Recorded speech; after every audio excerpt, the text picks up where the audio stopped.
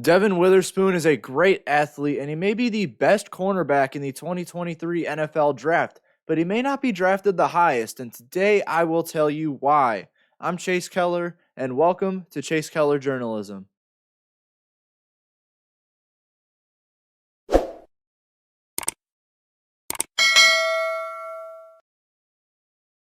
Hi guys, I'm Chase Keller, and today I'm doing a scouting report on Illinois cornerback Devon Witherspoon, who is a projected first-round pick. And if he does go in the first round, he will be the first-round pick out of the Illini since 2012, where A.J. Jenkins was taken with the 30th overall pick.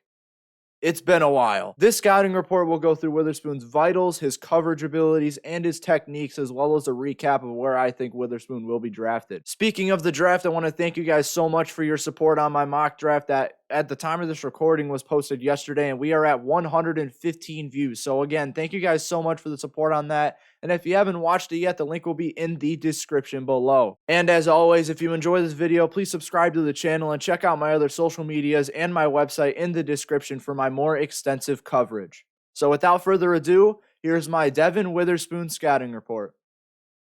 Devon Witherspoon used a lot of physical traits with the Illini, but in the grand scheme, he is a little bit undersized, but nonetheless, his play and his grit makes up for that size. The junior defensive back saw a lot of action as a freshman, as he even started a game.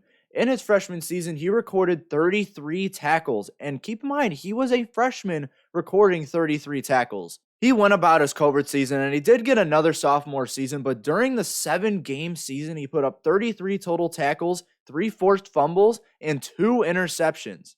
Being a game changer already, he improved as the years went on, and in his sophomore season, he put up 52 tackles and 9 pass breakups, and in his final season at Illinois, he put up 42 tackles with 1 interception and 11 pass breakups. He was put on the map early as deserved, and he started playing football as a junior in high school, so with barely minimal experience, he's still developed into an elite man corner who is a projected first-round pick. This pick would be the first Illini first-round pick in over 10 years. Now, coach's film is very limited for Devon Witherspoon, so in this video, you will only be seeing clips from the Wisconsin game in 2022, but I watched that game as well as the Indiana game earlier in the year. So let's start to break Devon Witherspoon down.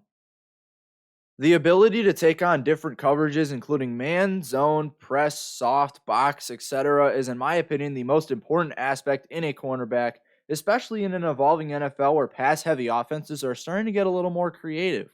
The coverage portion helps cover more broad abilities here like speed, explosiveness, aggression, and footwork, so generally about everything is covered. Yet, different coverage types utilize different abilities more than others, so in these next few clips, you'll see how different techniques and elements are used throughout Witherspoon's game. I'm not too excited about how Witherspoon's press abilities will translate to the next level, but while with Illinois, his wide skill set while in press coverage helped him become a lockdown corner. Let's start with the brighter side of it, with his ability to mirror opposing receivers when locked right onto their side. Largely due to his low center of gravity and hip explosion, Witherspoon is always a quarter of a second off of his assignment's movements and is making great plays when in this hard coverage. On this play, for example, Witherspoon is playing 2.5 yards off of his assignment, Keontez Lewis, and is watching wherever he goes, ready to mirror his movements. As soon as Lewis cuts to the inside, Witherspoon lowers himself ready to explode off of his own cut and is able to stay attached to his receiver this entire way through. The ability to read this route allows him to use his top-notch acceleration and take away the target. Witherspoon can also stand his ground in press coverage. He can use his hands to create contact right after the snap and throw his assignment off the route immediately. When he's playing in the slot, which I will cover later, he can often use that physicality to make stops in the run or in the short game, often pushing receivers out of the way. This physicality was great for college, but NFL scouts could refer to his lean frame as a way to avoid drafting him, citing that his physicality won't translate to the next level. The success in winning man coverage assignments continues when he is cushioned off of the receiver. While Witherspoon is less physical in soft coverage, he finds other ways of attack primarily through his explosiveness and more laid-back style of coverage.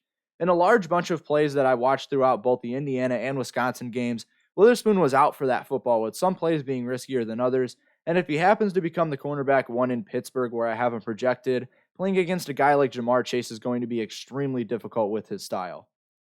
In this clip, you can see a little bit of that ball hawking capabilities where it's an elite play in college, but a quarterback that can make an over-the-top throw will expose the coverage that Witherspoon shows.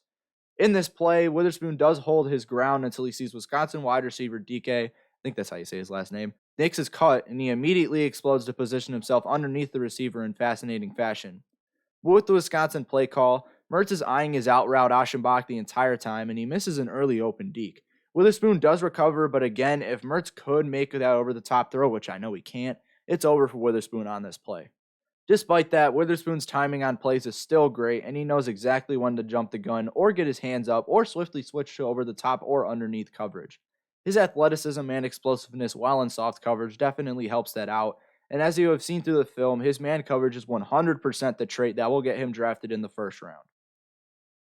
Witherspoon's combination of coverage abilities and physical traits appeal to NFL scouts in a way to give him an immediate starting job in the slot.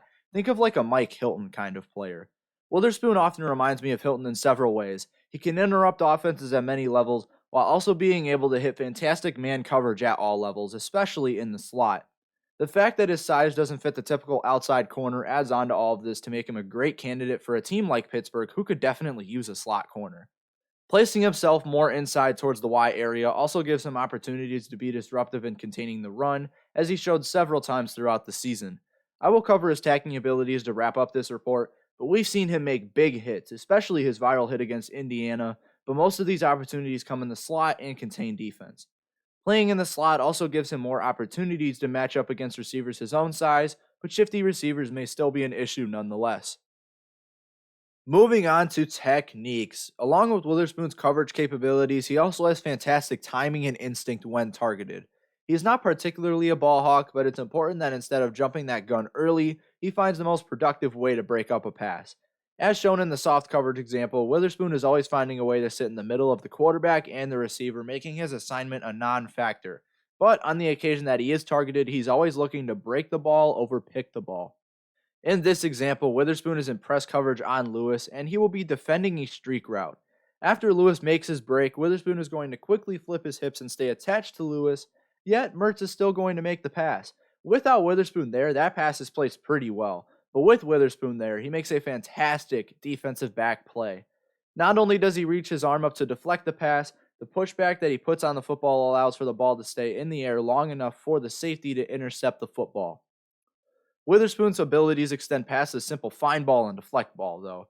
He never trusts in the receiver's cues. He's always watching for any call or motion that the receiver may make and adjust his positioning to read the play. Some examples of this are blocking for a run or screen pass, a change in direction to cut the passing lane in the medium game, or an adjustment in speed to read the deep pass.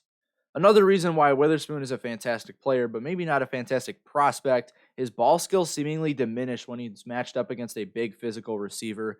And with the physicality evolving in the league at wide receiver, that could draw scouts away, especially because of his size and low matchup potential against these big guys. Tackling is an underrated trait in cornerbacks, especially in the slot, as it's essential to disrupting plays in the backfield and before the down marker. Witherspoon is especially good at tackling and run defense, but surprisingly, his tackling abilities may bring down his stock due to it being an important slot trait and not as lethal on the outside, especially in the NFL. Yet, one of the best highlights in all of college football came from Witherspoon's tackling coming from an outside DB blitz. You can look it up since I don't have all 22 film for it, but what a hit that was. His technique of tackling could improve in the grand scheme, but the ability to lay out opposing players and generating massive hits using his explosiveness is top notch in this class. Are you noticing something? Witherspoon is the best defensive back in this class, but not the best NFL prospect, because when you compare him to other cornerbacks like Christian Gonzalez, Joey Porter Jr., and Keely Ringo, he does not have that physical to compete with them. Yet, he plays with as much grit as these more physical athletes. His traits are better than a Christian Gonzalez or a Joey Porter Jr., but I'm not expecting him to be drafted above them. With that being said, Witherspoon is a great prospect, and in my mock draft 1.0, which is in the description as I said earlier, I did have Witherspoon going pick number 17 to the Pittsburgh Steelers. Roll the clip. Outside of that, though, they do have a bit of needs. They have wide receiver, they have offensive tackle, they have defensive line, linebacker, and even defensive backs. Maybe not safeties, but more cornerbacks. And a lot of these positions they do need evenly, but take this strategically. There's a lot of offensive tackle and D-line depth in this draft. And this is a retake of a clip.